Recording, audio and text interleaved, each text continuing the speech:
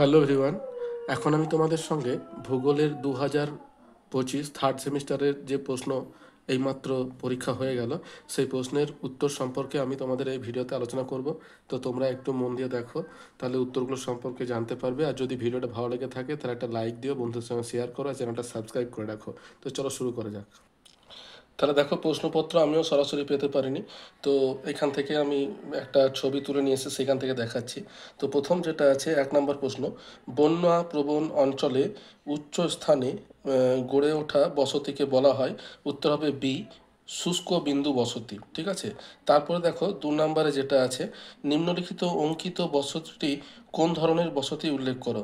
তো যেটা হবে উত্তর, সেটা হবে ডি, রৈখিক বসতি। ঠিক আছে। 3 নম্বরে দেখো আছে, ভারতের বৃহত্তম তৈল শোধনাগারটি অবস্থিত হলো। উত্তর হবে সি, জামনগর, গুজরাট। ঠিক আছে। নেক্সট দেখো যেটা আছে, 4 নম্বর, আরোহণ ও অবরোহণ প্রক্রিয়ায় সম্মিলিত ফল হলো। উত্তর হবে বি, পর্যায়ন। ঠিক আছে। নেক্সট প্রশ্ন দেখো আছে 5 নম্বর, নিম্নোক্ত প্ল্যাটফর্মগুলি নিম্নোক্ত কোন মাধ্যমটির সঙ্গে সম্পর্কিত। এখানে উত্তর হবে বি, ভিডিও কনফারেন্সিং। ঠিক আছে। নেক্সট দেখো আছে তোমার 6 নম্বর, নিম্নলিখিত কোন বিবৃতিটি খাদ্য শৃঙ্খলের ক্ষেত্রে প্রযোজ্য নয়। উত্তর হবে এ, খাদ্য শৃঙ্খলের শক্তির প্রবাহ সর্বদা চক্রাকার। এটাই হবে উত্তর। ঠিক আছে। তারপরে দেখো 8 নম্বর যেটা আছে, নদীর মোহনায় নিম্নলিখিত কোন ধরনের বাস্তুতন্ত্র লক্ষ্য করা যায়। উত্তর হবে এ, খাঁড়ি বাস্তুতন্ত্র। তারপর দেখো 9 নম্বর এটা আছে, পৃথিবীর সর্বাধিক লবণাক্ত হ্রদ হলো। উত্তর হবে বি, ভ্যান হ্রদ। ঠিক আছে। নেক্সট দেখো আছে এটা 10 নম্বর, পরিব্রাজনের আকর্ষণ শক্তি বা পুল ফ্যাক্টর নয় কোনটি। উত্তর হবে ডি, ধর্ম ও জাতিগত ভেদাভেদ। তারপরে 11 নম্বর দেখো আছে, যখন দুটি সন্নিহিত হিমবাহের পার্শ্ব গ্রাবরেখা একত্রিত হয় তখন তার ড্যাশ গঠন করে। উত্তর হবে মধ্য গ্রাবরেখা গঠন করে। ঠিক আছে। নেক্সট দেখো আছে 12 নম্বর, হিমবাহ ক্ষয়কার্যের ফলে সৃষ্ট তোমার অ্যাম্ফি থিয়েটার রূপী ভূমিরূপটি তোমার জার্মানিতে ড্যাশ নামে পরিচিত। উত্তর হবে তোমার কয়াকার র। এটা তোমার যেটা দেয়া আছে উত্তরটা হচ্ছে কয়াকার র, কার। ঠিক আছে। এটাই হবে উত্তর, বিটা হবে অ্যান্সার। তারপর দেখো 13 নম্বরে আছে, বাস্তুতন্ত্রের সাথে তোমার বাস্তুতন্ত্রের সাথে সরি ডান স্তর মিশিয়ে সঠিক বিকল্পটি নির্বাচন করো। অর্থাৎ ডান বামটা তোমার মিশিয়ে উত্তরটা নির্বাচন করতে হবে। তো প্রথম দেখো যেটা আছে 1 নাম্বার, অবিরাম বৃষ্টি। এটার উত্তর হবে বি, অর্থাৎ তোমার হচ্ছে নিম্ন স্ট্যাটাস মেঘ। 2 নম্বর যেটা আছে ঝিরঝিরি বৃষ্টি, এটার উত্তর হবে এ, অর্থাৎ স্ট্যাটাস মেঘ। 3 নম্বর যেটা আছে বজ্র বিদ্যুৎ সহ ঝঞ্ঝা, এটার উত্তর হবে ডি, অর্থাৎ কিমুরো নিম্বাস মেঘ।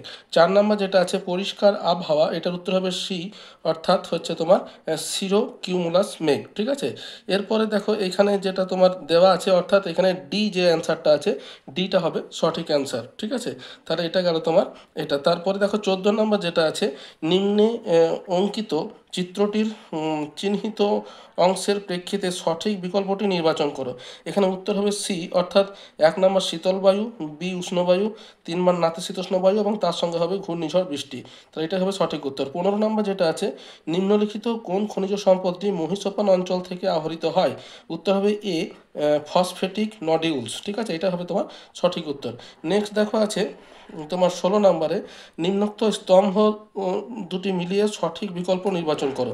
তো এখানে তোমার যেটা দেওয়া আছে উত্তর হবে তোমার বিটা, অর্থাৎ 1-এর সঙ্গে সি থাকবে, 2-এর সঙ্গে থাকবে ডি, 3-এর সঙ্গে এ এবং 4-এর সঙ্গে বি। ঠিক আছে।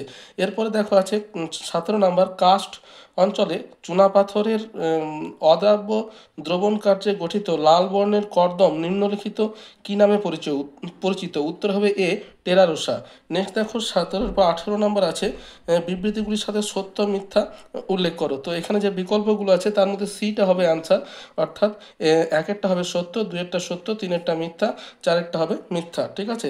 এরপর দেখো 19 নম্বর, 19 নম্বরে, নিরক্ষীয় বৃষ্টি অরণ্য অঞ্চলের অত্যধিক উষ্ণ এবং আর্দ্র পরিবেশে বসবাসকারী অধিবাসী হলো। উত্তর হবে এ, বান্টু। তারপরে দেখো 20 নম্বর আছে, স্থূল জন্মহার সিবিআর, ক্রুড বার্থ রেট হলো। উত্তর হবে বি 1 বছরে জন্মগ্রহণকারী মোট শিশু সংখ্যা ডিভাইডেড বাই বছরের মধ্যবর্তী সময়ে জনসংখ্যা ইন্টু 1000। তারপরে 21 নম্বর আছে, দেখো ভবিষ্যৎ জনসংখ্যা বৃদ্ধি নির্ধারণের পদ্ধতিকে বলা হয়, উত্তর হবে ডি জন অভিক্ষেপ। 22 নম্বর দেখো আছে 2011 সালের আদমশুমারি অনুসারে নিম্নলিখিত রাজ্যগুলিকে জনঘনত্বের ক্রমহ্রাসমান বিচারে সাজাও, উত্তর হবে এ, প্রথম হবে সি, তারপর হবে বি, তারপরে এ, তারপরে ডি। তারপর 23 নম্বর দেখো আছে সঠিক বিকল্পটি প্রশ্নসূচক স্থানে বসাও, এটার উত্তর হবে তোমার বি আন্তর্জাতিক বাণিজ্য। তারপরে দেখো 24 নম্বরে আছে মহিসঞ্চরণ মতবাদের প্রবক্তা হলেন, উত্তর হবে বি অ্যালফ্রেড ওয়েগনার। তারপর দেখো 25 নম্বর আছে উন্নয়নশীল দেশের বয়স লিঙ্গ পিরামিডের আকৃতি হয়, উত্তর হবে এ সমবাহু ত্রিভুজের মতো। 26 নম্বরে দেখো দেওয়া আছে জনসংখ্যা বৃদ্ধির হার ড্যাশ মহাদেশে সর্বাধিক, উত্তর হবে আফ্রিকা মহাদেশে, অর্থাৎ এটা হবে উত্তর। এরপর দেখো 27 নম্বরে আছে ভারতের যে বন্দর মারফত জাপানের লৌহ আকরিক রপ্তানি করা হয় তা হলো, উত্তর হবে সি ম্যাঙ্গালোর। এরপরে দেখো 28 নম্বর আছে জলবিভাজিকা অঞ্চল হলো একটি এ প্রাকৃতিক অঞ্চল। তারপরে দেখো আছে এটা ভৌগোলিক অঞ্চলও হতে পারে। এরপর দেখো 29 নম্বর ন্যাশনাল ডেয়ারি ডেভেলপমেন্ট বোর্ড গঠিত হয় ড্যাশ সালে, উত্তর হবে 1965 সালে। তারপর দেখো 30 নম্বর আছে ভাকরানাঙ্গাল পরিকল্পনার সাহায্যে ড্যাশ রাজ্যে জলসেচ করা হয়, উত্তর হবে পাঞ্জাব রাজ্যে জলসেচ করা হয়।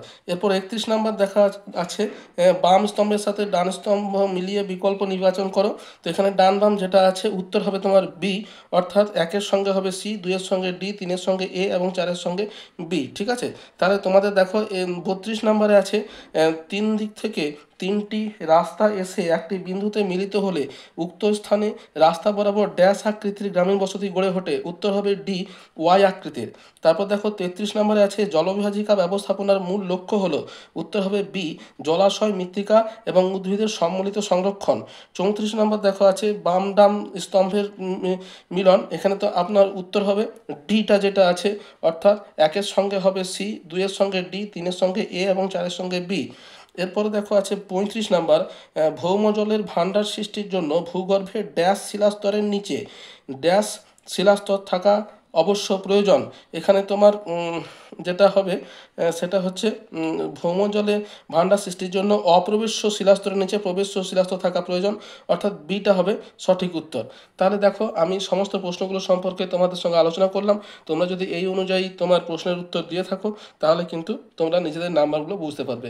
তাহলে এতদূর পর্যন্তই, যদি ভিডিওটা ভালো লেগে থাকে তাহলে একটা লাইক দিও, বন্ধুদের সঙ্গে শেয়ার করো, চ্যানেলটা সাবস্ক্রাইব করে রাখো, আর যদি কোনো প্রশ্ন থাকে তাহলে আমাকে কমেন্ট বক্সে কমেন্ট করো, আমি তোমাদের প্রশ্নের উত্তর দেওয়ার চেষ্টা করবো। তাহলে এতদূর পর্যন্তই, দেখা হচ্ছে পরের ভিডিওতে, ধন্যবাদ।